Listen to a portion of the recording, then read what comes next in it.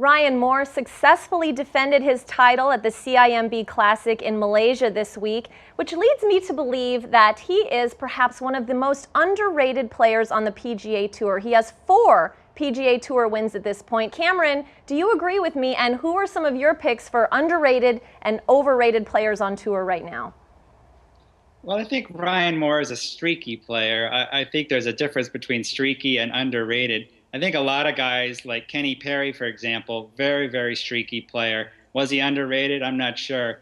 I'm actually going to throw out a name for an underrated player that probably is going to get some flack. But Jim Furyk, I think, is underrated. He doesn't win that much anymore these days, but to play with the consistency that Jim Furyk has played with, especially at his age and in that sort of weird early 40s time frame where a lot of guys really struggle and start waiting it out for the Champions Tour. Furyk has just been a remarkably consistent golfer, and I really give him a lot of credit. I think the best job in golf right now is probably Mike Fluff Cowan, his caddy. No doubt about Furyk's consistency. I'm laughing a little bit, though, because Furyk was my pick for overrated, only because, and you know, with all respect to Jim Furyk, like you said, he's one of the most consistent players on the PGA Tour. He's made millions and millions of dollars in his 20-year career. However, as the number 4 player in the world, you expect him to win, right? And it's been 4 years now, since 2010. It's been since we've seen a win from Jim Furyk. So he would be my pick. If I have to make a pick, it's Jim Furyk for overrated player. I'm going to go, this may sound a little strange, but I'm going to throw Ricky Fowler out there. Ricky's a great young player, but Ricky's only won once. Ricky has not won a point in the Ryder, never won a match in the Ryder Cup. And despite his great play in the majors this year, I think Ricky Fowler really needs to find the winner's circle a little bit more. Otherwise, he's going to become the next Charles Howell.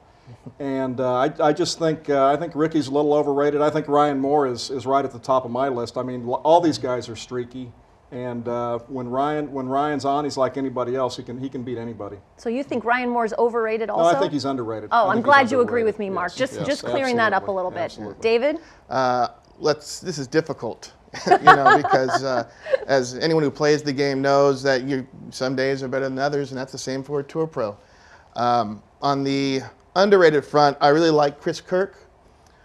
He has 3 wins, and every time he wins, everyone acts like, has he won before? He's got 3, including a good one at the FedEx Cup last year, I think, the Deutsche Bank. Good sized kid, 6'3", 170. He's kind of like the modern prototype build for a golfer. He's married already. He's got a good mind, good mindset. He does everything well. He hits it far. He hits fairways. He's got a good short game. He misses some greens now and then, but it's still, his 4th or 5th year on tour. He's still learning to play the tour game, and I'd say watch out for Chris Kirk. That's a great pick. Thank you. Love that. Are you going to venture into overrated territory? Again, it's tough to do. I mean, I feel if you have your tour card, the game is streaky. These are all awesome players. I don't get the buzz around Jason Duffner. I looked it up today, and he is like in the high 30s in the official world golf ranking, so he has slipped. He's missed 52 cuts in his career. That's more than streaky in my book. He did win the PGA Oak Hill, but even that was kind of a tournament where everyone was kind of tripping over themselves. His win at the HP, I think he held off a surging Dickie Pride at the end.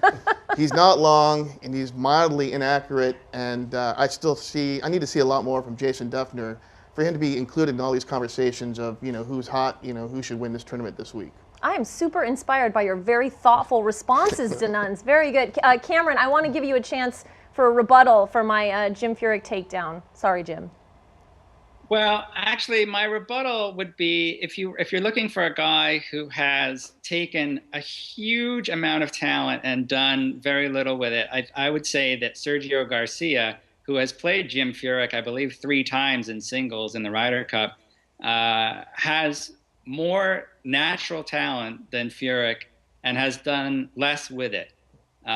If you look at Sergio failing to win a major, the number of tour events he's won, he's done more with it probably in the Ryder Cup, but in America we don't really count that as much. So, I would argue with you, Jess, that if you're looking for somebody to call overrated based on number of wins per amount of times they've been in contention, I would say Sergio is probably a better pick for you than Furyk. A very good point. Of course, underachieving, a topic for another day, right? Absolutely. Absolutely.